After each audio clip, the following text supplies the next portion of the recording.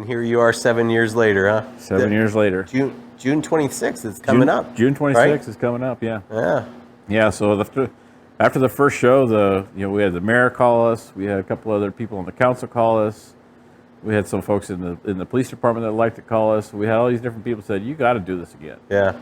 And so it just kind of went from there. But yeah, building the car, it was, like I said, it was a getaway. It's been in a couple of times since, because after the first thing, you never have enough power, right? Oh, absolutely. Yeah. So as bright as we are about stuff like that, right? I said it's not enough power, right? Yeah. I took it back and I said it's not enough power. So Dane pulled the motor out, went back to the speed shop, put AFR heads on it, and boosted it up probably about another 120 horse. Yeah. And then got it back and said, okay, now this is more fun. And then never having a car that's a cammed car before. Oh yeah, yeah. Right. I'm driving it like a normal car, and I'm like, man, I just spent all this money, and this car it should feel faster than this, right? And so I call up Dane and gets the engine builder on there, and the guy goes, how are you driving it? I said, what do you mean? He goes, well, you have a 2800 stall on there. Are you bringing the RPMs up to get the motor in the RPM range? Because it's happy between 3 and 6, really. Yeah. I'm like, no. He goes, well, you're not driving it right. He goes, get the RPMs up. It'll be a lot more fun. And so took it out, and boy, he was right. Yeah. You get it above $3,000, and it's a whole different car. So I was like, okay, now we're good. That's cool. That's cool. Made it more fun. Yeah. The downside of it, and my wife's a pretty bright lady, and tires last about 3,000 miles. Yeah. And she's like, well, how long should tires last? I said, well, 3,000 miles I said, that's like 5 years, because we don't drive it all the time. She's a weekend driver. I said, the tires are, they're rated for only a certain amount of years, and so I'm trying to go down this whole. Yeah, I'm trying to go down this whole road, and she's like, yeah, but I think tires last like 10 years, don't they? I'm like, so I'm like, look, they're I have a lot of fun. It's miles per gallon, not miles per gallon. Right? Absolutely. So, but it's so this has kind of been dubbed Connor's car. He loves this car. If I fire it up, he comes out of the house right away. Right? He wants to go for a ride. Pretty much, if he has a choice, we give him a choice when he wants to go for a ride. Sure.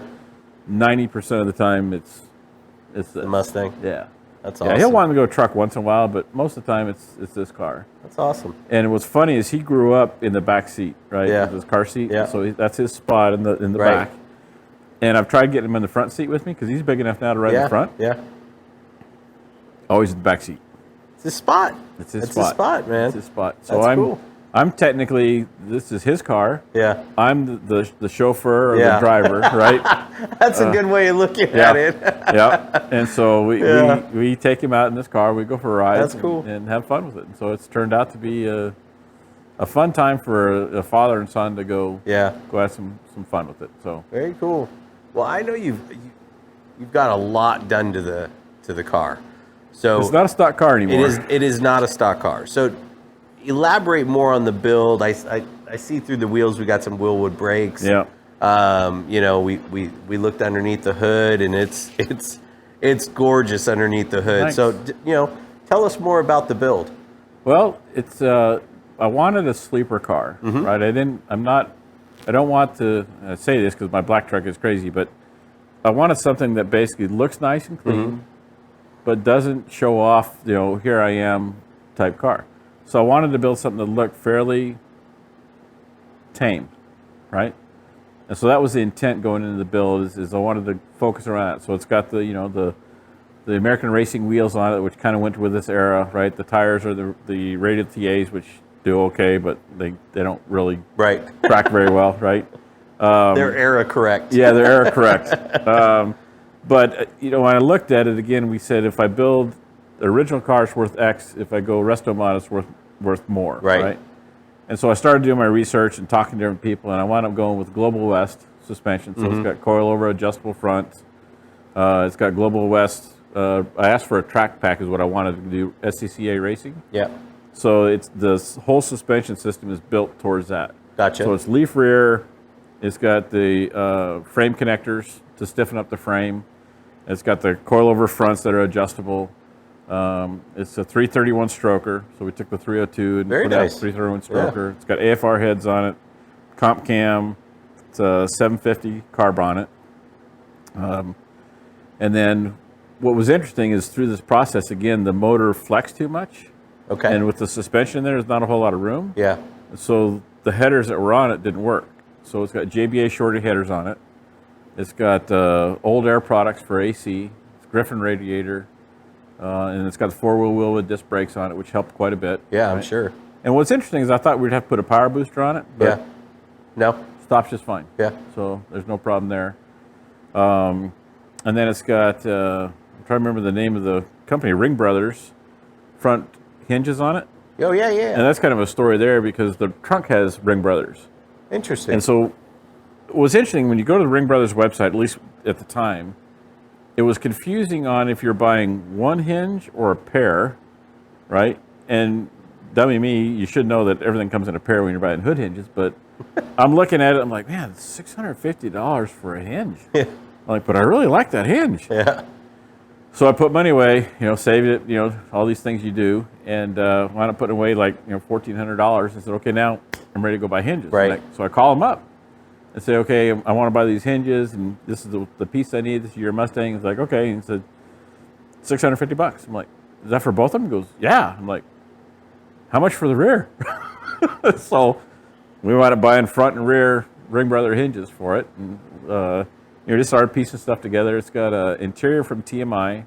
This is kind of the early version. Yeah. So the new stuff TMI's got is really cool. Yeah.